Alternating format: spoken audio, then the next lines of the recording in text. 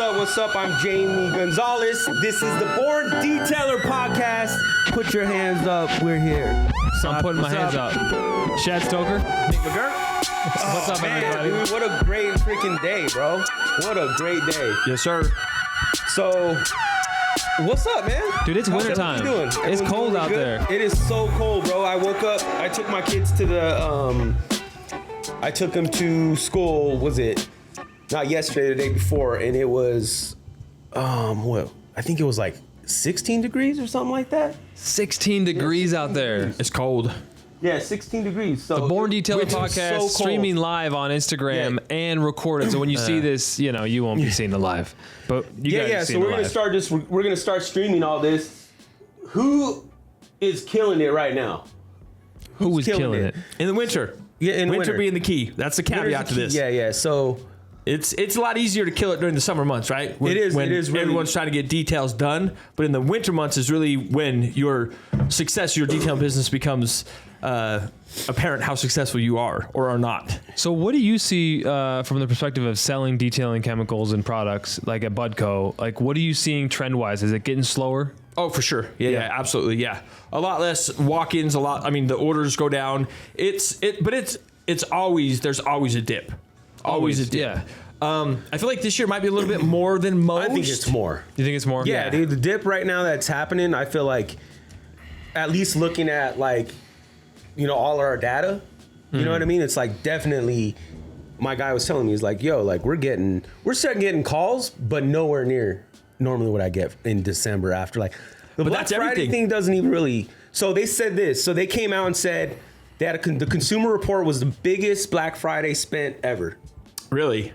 They said it ever. Online? But you got to know that since 2020, everything's like 40% up. I went and buy fruit. It was $60 for fruit, bro. Yeah, it's Come crazy. on now. You know how much for a thing of? I ate hella grapes. Dude, it was $20. Yeah, grapes are so good. $9, Bro.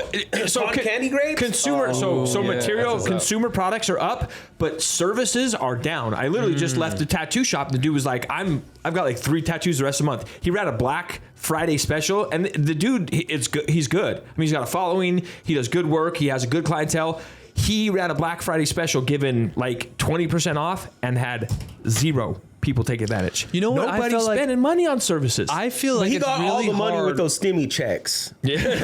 When you're a small business, though, like as a mobile detailer, I remember advertising to people like 20% off, 25% off. And for some reason, people didn't seem to respond to that when I was a solo guy. No, I don't think so. I don't know why. It's like, I don't think people get the pricing like that. I don't know. I wonder why.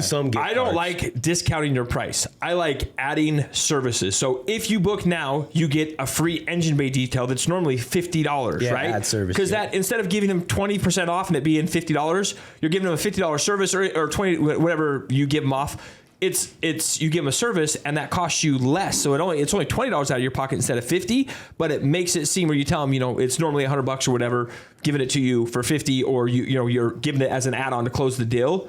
It is less money out of your pocket, and the perceived value to the customer is much more than a percentage off. Yeah. So I don't know. But anyways, it is cold as hell outside. It's colder, dude. It's so damn cold. Like I said, really, really cold. How do you get the job done? Let's watch this first video. Which one are we watching? Let's watch this Wilson. Let's watch Wilson. WAD. Dude, Wilson Auto Detailing. I'm sorry. I want to talk about what I'm calling the simplest and most profitable exterior winter detailing. Now, this is going to be very straightforward, but just so you have a little bit of context here, this is the exterior of a Toyota Land Cruiser I see before winter every single year. And before we go any further, I just want to remind you guys to go below in the YouTube description box and grab my free guide. If you don't, where is he from? Where is this guy from? California? Outer space. Nashville, Tennessee. Okay, so real cold. Let's go to the real cold. Go to the real cold. Go to your page. Go to Nick's. Oh, so we don't. Nah, bro. Get out of here, Nashville. Yeah, Nashville. Get out of here, Nashville. Get the hell out of here. All right, we recognize this guy. Nashville, Hold on. that's real cold, bro. Go to yours. 2 real estate offices. These realtors, even in the wintertime. So Nick's over here dropping knowledge on where do you get work in the cold. I'm telling you, like, if you're getting into the me, business that I would like to this is cold to me when you're detailing, right? When you wash the car and it freezes. I walked into your shop. You guys are all in hoodies, man. Like No, I'm just talking about mobile. I was mobile at one point for years and years. Okay. But it's winter time already. I can tell it's winter time. It's winter time out there. Yeah. And cold to me, how do you get the job done? If it's cold and you're out there, you're pressure washing, you got to clean, it's dirt, like how are people doing it? Rinseless. Rinseless is a good technique. It's a great technique. Do people put like alcohol or no? Dude, there's nothing. There's nothing. I have scoured the ends of the earth. I've talked to chemists. I've talked to everybody. So the best way to do it, at least when I was doing mobile, it was panel by panel. Panel by panel. Yep. Still, that's the best way to do it. Yeah, and it's and even too, like we have pressure washers. If you had, there's times what we would do is like you go to IFA or any cow ranch, and you have your tank. You have your big ass tank, right? What you do is, if you're a country kid, I grew up in the country, to the cow people for their milk or for their water, they would get the big heaters and you stick the heater inside the big, your bin, your water. I mean, I loved having just a bucket heater, which I learned about from carpet cleaning. Bucket heater like that. When you do that, when you put it inside your pressure washer and you get it really, really hot inside your 50-gallon drum, you put it in there and you get that really hot. You run that the whole time. You get one of those big Gatorade jugs that they used to have when you were in football, right? And you fill that up with hot water to start the day. And then you fill up your spray bottles, your IK sprayers, and do a rinseless. But the thing is people hear rinseless and they think that you can't rinse at all. So you do panel by panel, but pre-rinse to knock all the heavy stuff off, then do the rinseless, and then do a quick pass with the warm water and then instantly dry it. That's the thing that's great about rinseless is you don't have to spend 20 minutes pressure washing all the foam off. But a rinseless, knock the salt off first with a pressure washer and then come up with the rinseless. People are afraid of rinseless because they're like, oh, you can't rinseless if there's a lot of dirt. You can't just pressure wash it first. It's the whole purpose of a rinseless is to rinse, not rinse after. Yeah, I'll do like this. I do the same as when it's a real hot day. So I'll do one side, I'll do the whole side, and then I move and do the other side. I think it's interesting too, though, when you're really out in those detailing streets, you're doing a mobile detail and it's cold out, and they don't have a drain in their garage. Then you're not introducing a hose. That's when you want a steamer, and you want to like flush it a lot with your rinseless first. Yeah. Before you do the contact wash, you want to like get something like a detail keg with a lot of PSI and just almost use that as your hose. I know you're still introducing a lot of water, but it's hard when you don't have a drain because you do want to pre-rinse if you can. Yeah, but you could also invest in a bigger. So people come in and they buy extractors and they're like, I want a 1 or a 3 gallon. Buy a 5 gallon and use that as your last rinse because that you don't need hot water on demand. You plug it in when you start. And then, I mean, it doesn't put out a lot. Dude, I never thought about that. Use an extractor sprayer to rinse the car? Yeah. Because you can start with cold water and then you rinse it warms up while you're washing it. Yeah. I never thought about an extractor on the car. I literally do when I was doing it. That's a good tip. Yeah. That's a good tip. Dang, that is. I never even thought about that. You got a tattoo. You got a tattoo. So I talked that about Nick's hair. So take an extractor and use that, and then use a tip to spray hot water. Yeah, because you don't need hot water. You only need. I do it all the time. I can do in a half a detail keg. I can do a whole car. I can't even like a Mighty Light. I can't like that could be my. No, of course. What? Yes, dude. Why did I ever think of this? Carpet extractor in the winter. For Dang. To rinse your details. And if you're not, who's gonna start? How are you guys detailing that? Dude, so that's crazy. A great tip. That's a great tip. What about interior salt? Wait, I have a question about that first. In Southern California, in Florida, everyone's running with these big water tanks, right? With DI water. Do people do that in Utah? You do, and that's DI water, yeah. We sell DI water. Yeah, we have a 3,000. So you go to Budco to get the DI water. Yeah. We have a 3,000 gallon tank in the back. We sell it for like 15 cents a gallon. So it's silly not to. If you can, I mean, the only downside is you can't fill up at your house or wherever your shop is. You come in, but it takes 5 minutes to fill up. So we have a tank in the back. Do you guys have a heater in your tank? No, we have a bubbler. Oh yeah, so that's the same. So a bubbler, what a bubbler does is it just constantly, it bubbles. So if the water's not stagnant, it can't freeze technically. So.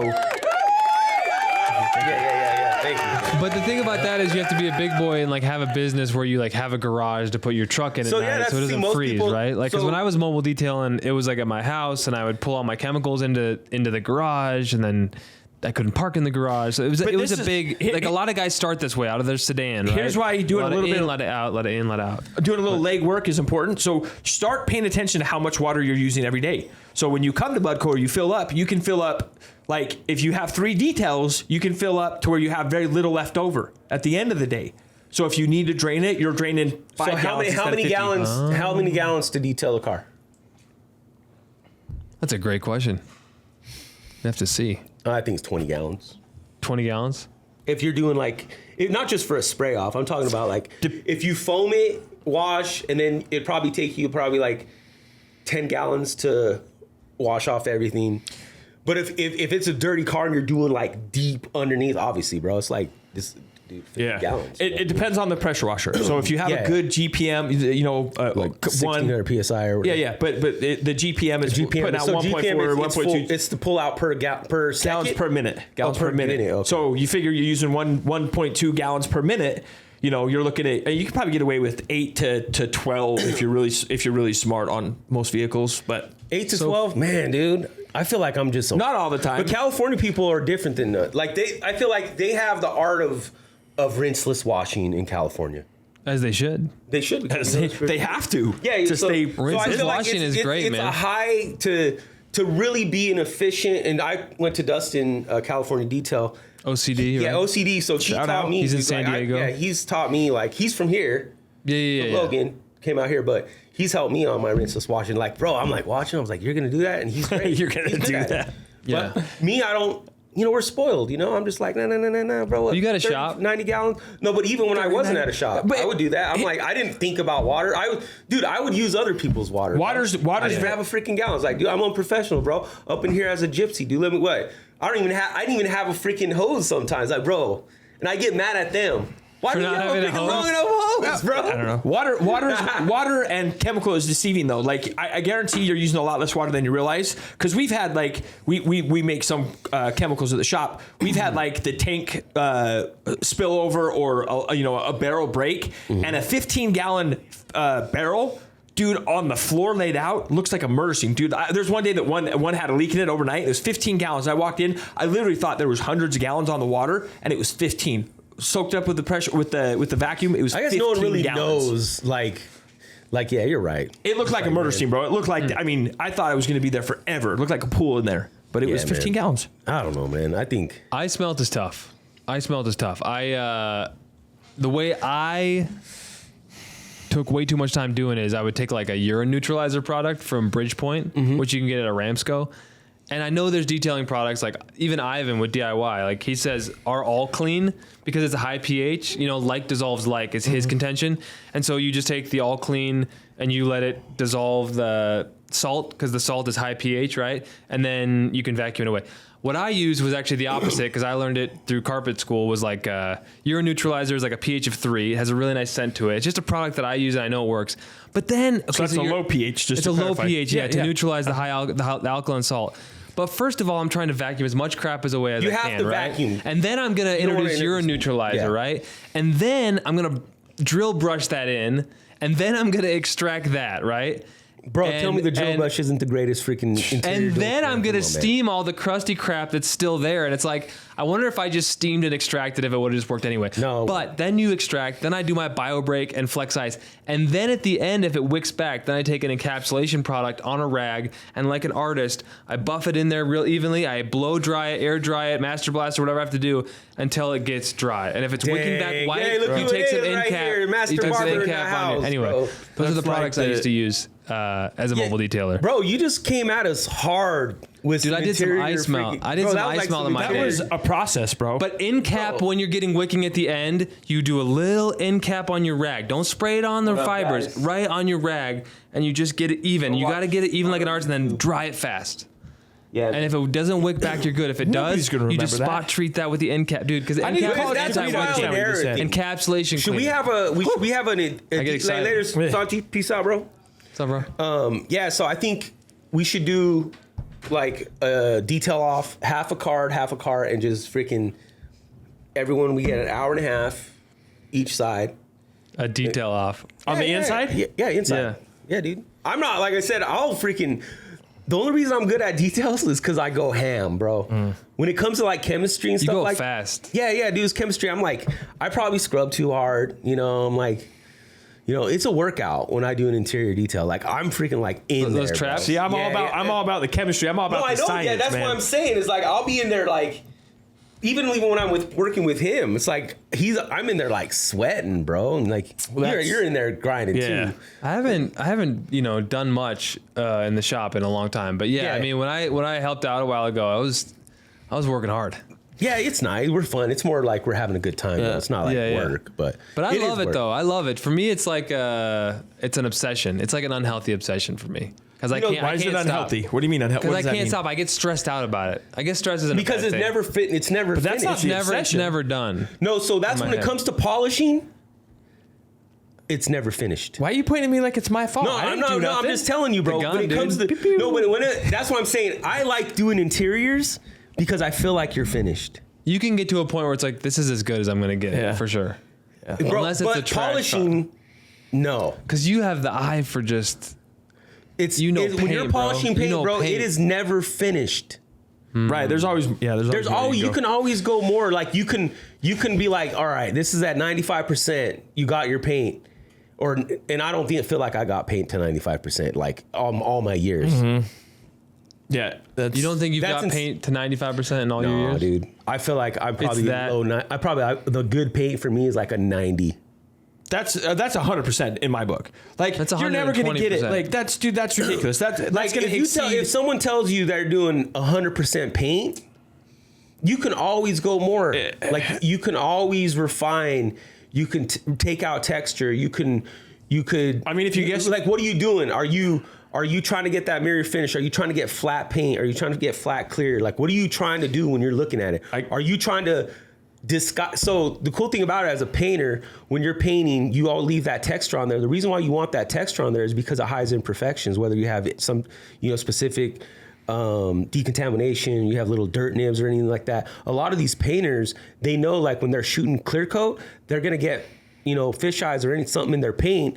And they want that texture because when you go over it with 2000, you're sanding out to send the job out, you can hide all those weird imperfections in there with the texture of the paint. Yeah, but I think that's a different animal. If you've got drop some freaking dimes right there. If you've got absolutely, but if you have freaking 10 mils of clear to work with because you painted it, then you can get to 90-95%, maybe more. But if you're on your standard cars, especially new cars, that's a stretch, man. No, yeah, dude, it's like you're just asking for trouble. Yeah, bro. yeah, like yeah. If you're like gonna go push some new paint. And you're not getting paid for it. I guarantee you're not. And it's like, and that's what I hate. Is I had one of my good buddy and his customers. He started as a client. Now he's a really good friend of mine. He's extremely OCD. Like he freaking watches everything. He's dope. He can do it on his own too. But like sometimes he'll just tell me stuff. I was like, bro, don't talk to me. Get away. Like, bro, I don't want to do that. Like, and not only that, it's like, dude, you're my homie. First of all, you're like, you want the homie hookup. I'm like, dude, I'm not going to hook you up, though, because what you're telling me stresses me out and it's just going to add 5-10 hours on your job. Yeah. Homies shouldn't ask for the hookup, man. You shouldn't ask your boys. I don't know. I hook up my homies no matter what. Because I'm not saying you shouldn't. I'm just saying they shouldn't ask for it. Like I'll never come. You know who's a real homie? You're like, yo, dude. Hey, bro, are you a homie or are you like the brother? Like, yo, I'll take care of you, but if you're not, you're getting. Don't ask. Let me do it. Let me do it because I can. Anyways, back to detailing outside and detailing in the cold. Like, what's bad? Like for here, I've detailed. What's the coldest you detailed in? I have no idea. I've detailed in the snow before doing interiors. That was not fun. You got cords coming into the. I polished in the rain. So if you polished in the rain? Yeah, and in the snow. Yeah. Sounds safe. If you show up to a detail and it's too cold or the conditions don't allow you to do an exterior, do you feel like people are more inclined to cancel or just let you do the interior? Like, I feel like no one ever wanted. I'm showing up because, bro, like, obviously, dude, I fucked up and I'm over here and I need money. So if I show up, that means I'm doing it. Like, doesn't matter. Something, yeah. Yeah, I'm here. I feel like customers, when you're like, I can do the inside, but I can't do the outside today. They're like, oh no, I'd rather reschedule. Most of the time, they want to reschedule, which I don't understand because they're spending most of the time on the inside of the vehicle at that time anyway. But I told you I I pined for the old mobile detailing days. You're like, you're crazy, man. You're just always looking for. I'm like, I think the best part about mobile detailing though, you got to go meet new people. You know what I mean? Like, you got to go to. You're like, oh, I'm gonna go here now. I'm gonna go here. It's just an adventure every day, and you're out there, and it's like, I'm getting a mobile van. It's sink or swim, dude. Like, you got a job to do. Your tools might break. You might have forgotten the cleaner you needed. You might be having a bad day. You might have to pee, and there's nowhere to go. Or you might have. How are you gonna conquer this day? You have to go knock on their door and be like, bro, hey. No. Oh no! Have you ever did that? You ever? I'm not gonna comment on. House? I'm not gonna comment on how everything went down, but it wasn't I have. Really? I've done it. I didn't. No shame either. Oh, you know what? I definitely did. I definitely went. Yeah, in like, no, it's interesting. You remember Corey and Eric Richins? They were the homies. Yeah, the killers? Alleged murderer of her husband. She did it. She said. Oh, I haven't followed up on it. Yeah, she did it. She admitted to it. She admitted to it. Like, I mobile detail for them all the time, and I would use their bathroom. They were totally cool with it. I remember it was like there was this little like picture inside their bathroom, which was right next to their kitchen. It was like, write your own story. And I thought I was always like so amped up on this adventure I was on. And I was going number 2. And then I was like, I'm feeling fresh again, ready to go detail. I'm like, yeah, I'm writing my own story. I'm going to make some money. And they were cool. I asked them, can I use your restroom? They were like, bro, let's give it a freaking, let's give some freaking. They were amazing people to me. Taking a dump in a customer's house, bro. You know? Oh, bro, I'll probably regret sharing that story. Oh, dude, it's so good. But that was the only customer who I was close enough to use their bathroom. That's what I meant to say. I wasn't trying to bring that. I try to like, maybe I'm just like one of those line crossers because I try to. I make freaking friends number with all 2 my, in your customers. I need to make a sandwich. Where's your wife? Is she available? I mean, okay, number 2 is a big thing, man. That's a big step. Dude, so when some type of like service comes to my house, bro, I'm like way cool. Like I'm like, yo, you need to use the restroom? You want to drink? Like what you want? Like, bro, I got you. Yeah. So honestly, like to me, it wouldn't be that big of a deal if someone came out. Like if someone asked me, though, I'm like, dude. Yeah, dude. Right. If they're respectful, you know what I mean? Like, yeah. I guess there's some sketchy dudes, but I'm not. Like, I understand service work, man. It's definitely different. Like, yeah, especially in the winter, it changes the dynamic for sure. Yeah. For sure. I don't know, man. But yeah, so long story short, detailing, there's not a shortcut. No, there's not. I mean, do you? When I was detailing too, I would leave and I was not in the garage. I'd be outside. I would let their car run and I would crank the heater on. Yes. You know what happened? I was detailing a truck once, and it was older, and there was only one key. Is that bad?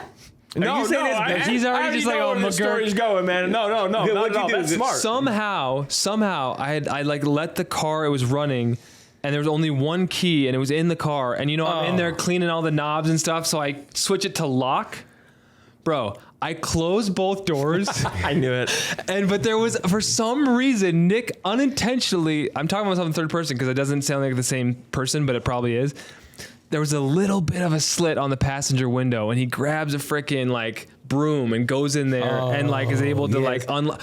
But I almost locked the car keys, like doing a freezing cold, and it was like getting dark out. This is the perfect thing that every mobile detailer should do is offer lock to get a lock kit to get people's keys, lock doors.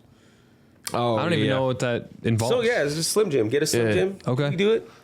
Like, yeah, we have a Slim Jim kit here. Yeah, bro, we can get Go to your local swap meet. They'll have one. Yeah, dude, we can get it. Snap-on guys sell them. Macco or Mac Tool guy, Cornwell, all of them. Every one of those dudes sell the lock kits. You can get one of those. But yeah, dude, so... Man, I want everybody in the comments below here on YouTube, like, comment what you do in winter. What do you do in winter? What are your tips, tricks?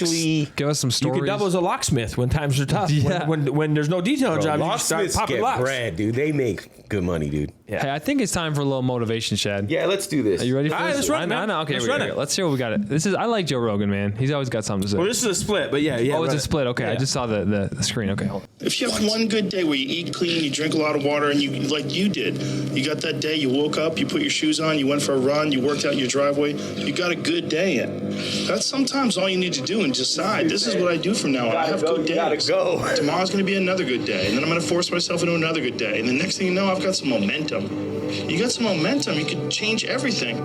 Many times in my life, I've felt like I could slip the wrong way, and I see it. I see the dark hole, and I go, fuck that, and just go the other way. Grab your fucking nuts for once in your life. Have some ownership, some credibility behind your actions and your words. Follow through for something for one time in your life. You will feel a high that you've never felt before. When you follow through on things in life, guys, you achieve the confidence, the mentality that anything's possible. When you've been blessed with that emotion, that feeling, that is the start, the spark plug, the uniter for the rest of your life success. It doesn't happen until you commit one time. Bro, this is momentum. Big Mo is a very undervalued thing in this world. Like, everyone looks at the big goal, right? They have this big task. I want this big thing, and it looks so unattainable because they're thinking about that big thing instead of focusing on one little thing a day. The small wins. 10 small wins will lead to one medium win. 10 medium wins lead to a massive win, and so on and so on. But start, instead of like going to the gym, man, everyone's worried about like, oh, I need to diet, I need to do this, I need to do that. Start the hardest lift you'll ever do at the gym, especially if you're not constantly going, is lifting the door, opening the damn door. Just start, go to the gym. If you want to do something, start with the simplest thing. People have self-confidence wrong. People think self-confidence is feeling good about the way you look or being confident in the way you look. That is absolutely inaccurate. Self-confidence is being confident in yourself that you will keep the promises to yourself.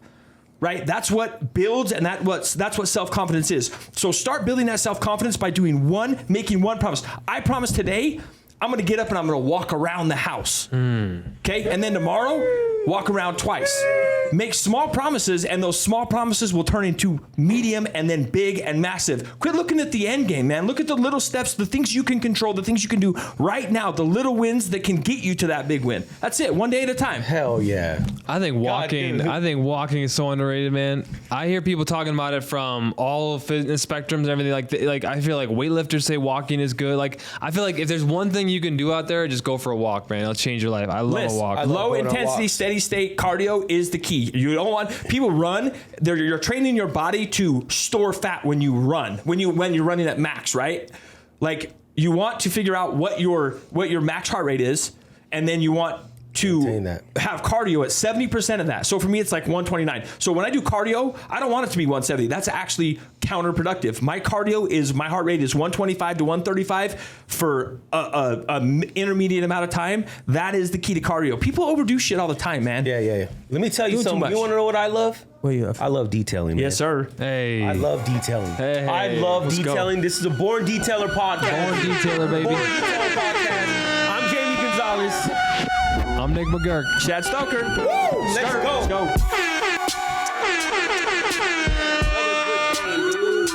Beautiful day. Yes.